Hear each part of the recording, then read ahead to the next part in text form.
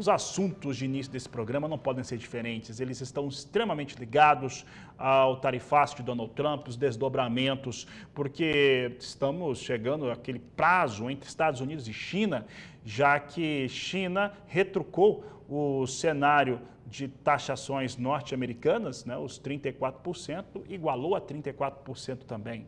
E aí o Donald Trump ameaçou, disse que colocaria até 50% a mais sobre as taxações da China. E a China avisou que vai revidar, essa comunicação foi feita até no dia de hoje, né, revitalizando esse fator, que vai conseguir defendendo seus interesses e que vai continuar respondendo às ameaças tarifárias do governo norte-americano. Bom, esse fator é importante, né? Ele atinge centenas de nações pelo mundo, as tarifas, os países com maior dificuldade, né? E a gente olha Camboja, Vietnã, estão tentando restabelecer de alguma forma, zerando as suas tarifações para a entrada de produtos norte-americanos, o que deve, do ponto de vista econômico, escangalhar com aquilo que eles produzem lá e que competem com o produto norte-americano. Tem esse fator também.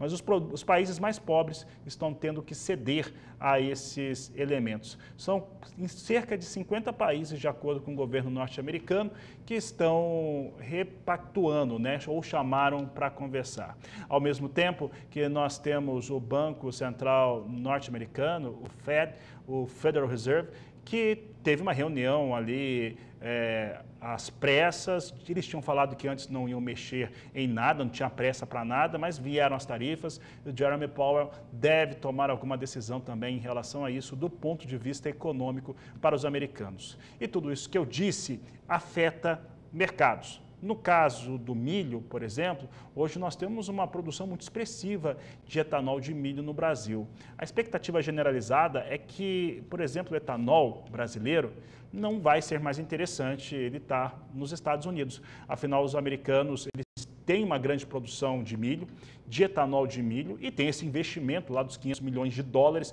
para biocombustíveis, biodiesel e também etanol. Por outro lado, o Brasil deve ganhar outros mercados. Esse fator é muito importante em relação ao etanol. E como eu citei milho, nós começamos essa edição falando sobre milho, que tem uma expectativa de maior uso doméstico também nesta safra 24-25, e esse é um dos assuntos que eu trato com o Gilberto Leal, que vai falar de soja também, mas o Gilberto Leal participa conosco ao vivo pela internet, aqui no Agricultura BR, no canal do Boi.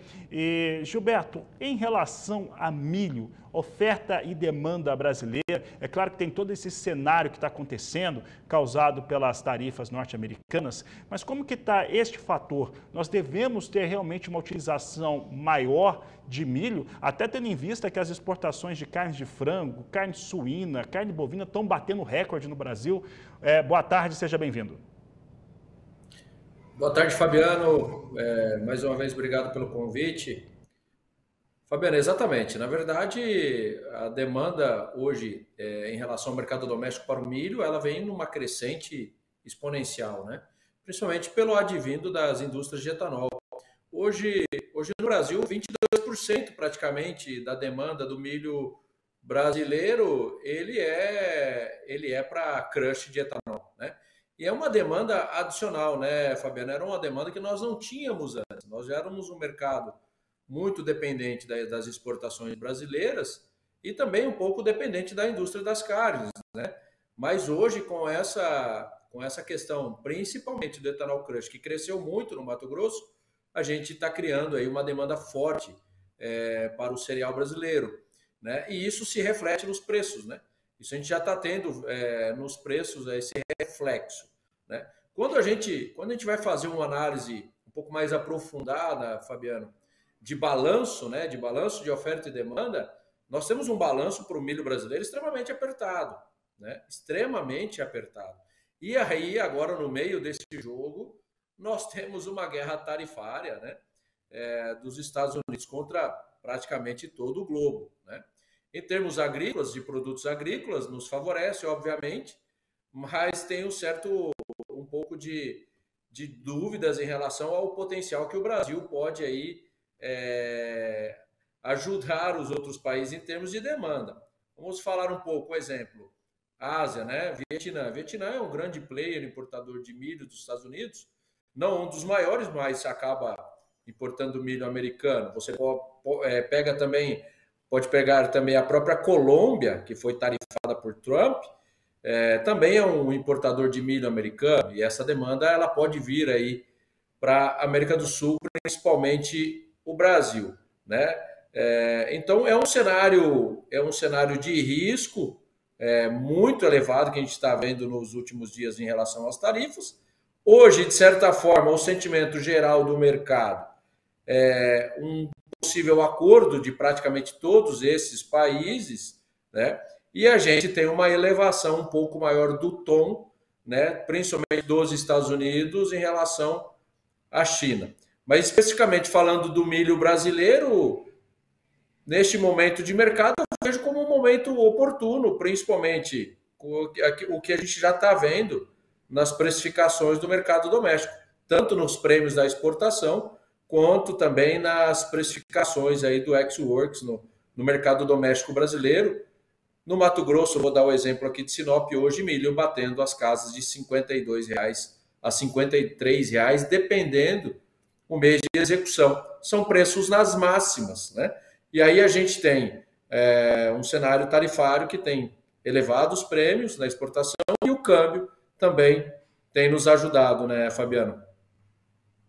Gilberto, agora trazendo esse tema também para a soja, e o mercado da soja é aquele que a gente tem observado, né, que trouxe alterações importantes. Então, eu vou te fazer duas perguntas em uma.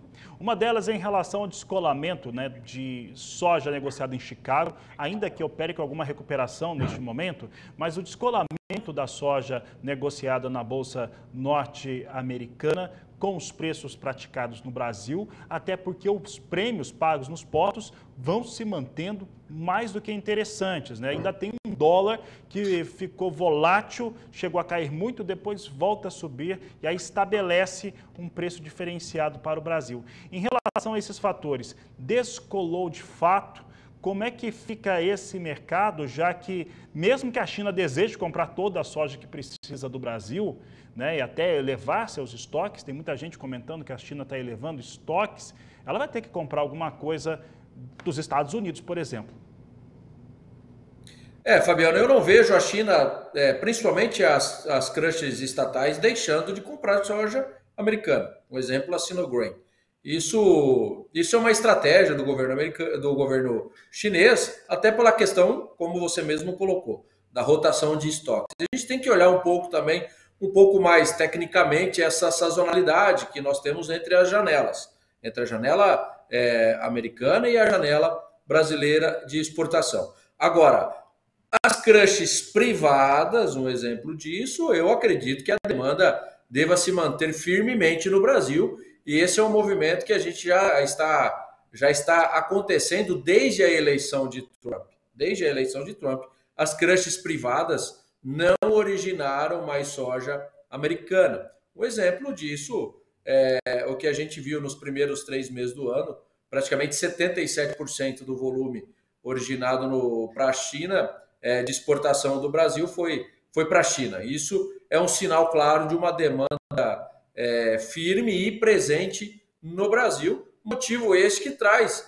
a sustentação dos prêmios brasileiros, Fabiano. Mas hoje, um exemplo, hoje nós estamos tendo uma certa correção nos prêmios, uma pelo andar um pouco maior do farm selling nesses 2 últimos pregões, principalmente com o dólar favorecendo o mercado doméstico, então andou um pouco mais o farm selling, acabou colocando um pouquinho de pressão nos prêmios. Nós tivemos uma notícia hoje, a postergação das tarifas da União Europeia para a soja americana em 25% para dezembro, e isso trouxe também um certo ânimo para o mercado, fazendo com que Chicago hoje trabalhasse aí novamente em recuperação agora neste momento com 15 pontos positivos, né?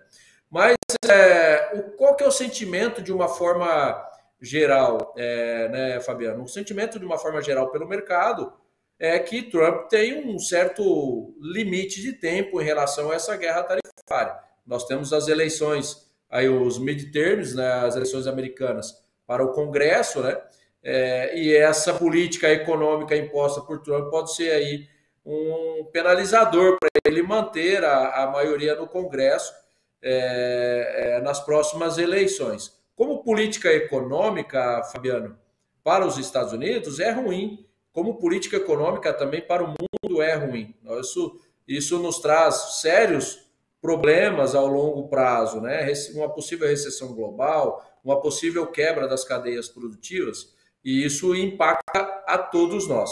Trazendo um olhar um pouco mais direcionado ao agro, a gente, obviamente, vai estar acessando novos mercados agrícolas, carnes, farelos, soja, milho. Mas aí a gente tem um outro olhar que a gente precisa olhar os balanços. No mesmo momento que nós estamos entregando uma safra brasileira recorde de 170 ou 172 milhões de toneladas que o Brasil está entregando, mesmo com essa entrega, nós temos um balanço, de certa forma, apertado também para a soja, e eu não vejo o Brasil tendo uma capacidade suficiente hoje de tocar toda esta demanda, né? Então a gente precisa analisar um pouco mais friamente como vai ser os próximos dias, mas eu ainda acredito que possa existir, a gente não pode deixar de colocar isso, possa existir um acordo comercial aí daqui a pouco entre China e os Estados Unidos, como foi na primeira trade war, né? Que para mim está claro uma coisa, o olhar de Trump é contra a China, isso para mim está claro, até pela questão econômica em relação aos déficits comerciais que existem entre esses dois países e também em relação ao financiamento da dívida americana, que de certa forma o chinês, né, a China tem uma grande participação de financiamento hoje nos títulos de renda fixa dos Estados Unidos. Rapidamente, que nós temos apenas um minuto. Você cita a safra recorde brasileira, né, que dependendo da fonte de informação vai de 165 até 172 milhões de toneladas. O que importa é que ela é recorde.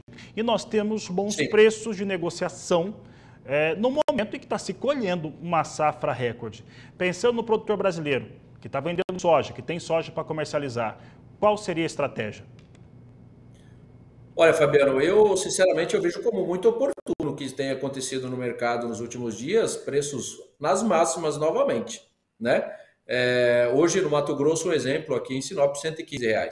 Agora o produtor tem que fazer uma análise em relação a esse preço, o que traz de margem para dentro do negócio dele. Se faz uma margem positiva, eu sou favorável à fixação. Haja visto que também nós temos um custo de carrego financeiro muito forte neste ano, com uma Selic a 14,25. Então, fazer uma conta de custo e carrego para segundo semestre, essa elevação dos preços, eles têm que ser muito agressivas também para compensar aí esse custo e carrego. E sem dizer, né, Fabiano, que o produtor com soja dentro do armazém, ele está assumindo o risco de volatilidade, que é o que a gente tem visto nos últimos dias. Obviamente que existem estratégias que a gente pode trazer para o jogo, né, para que diminua esse risco e diminua essa volatilidade. Mas eu vejo como extremamente positivo, neste momento, os preços que estão sendo praticados no mercado doméstico.